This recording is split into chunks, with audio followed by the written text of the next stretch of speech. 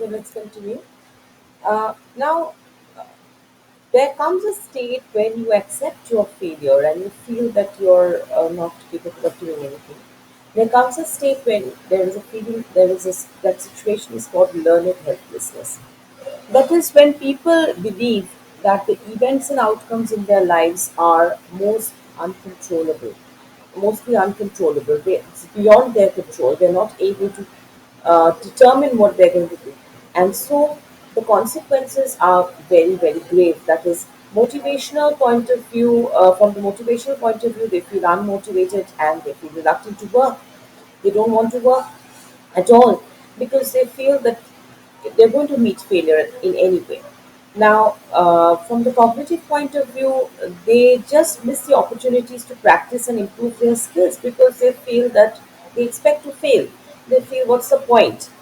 And thirdly, from the affective point of view, they tend to suffer from depression and anxiety because they feel uh, that this is a kind of a trait. It's a permanent trait in them, so they cannot improve themselves. Now, so what kind of things we need to do in order to come out of the situation? Uh, Look, now we need to set performance instead of performance goals. We need to set learning goals. Now, what's the difference between a performance goal and a learning goal?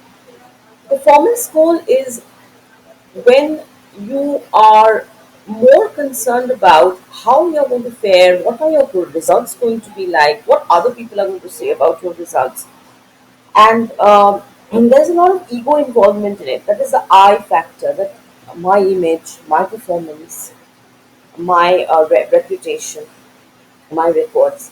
So just do away with that. Set up learning goals. That is what you're going to learn, what you're going to attain. Forget about what are going to think about it.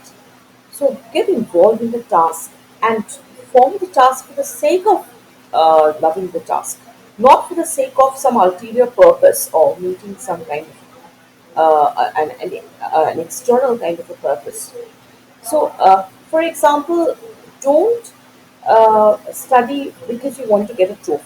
Study because you want to learn about the topic. You want to gain knowledge from the study. So set learning goals instead of performance goals. Next is be do not be ego involved, be task involved. So bring in your task involvement. Think about the task in hand and what you want to learn from it, and tends to develop an incremental view of ability rather than an entity view of ability. That means incremental view of ability means that you tend to feel that your ability has the capacity to change and evolve with practice. Whereas with an entity view of ability, you tend to feel that I'm born with a certain ability and I cannot improve upon it. So, entity view of ability is not a desirable thing to have.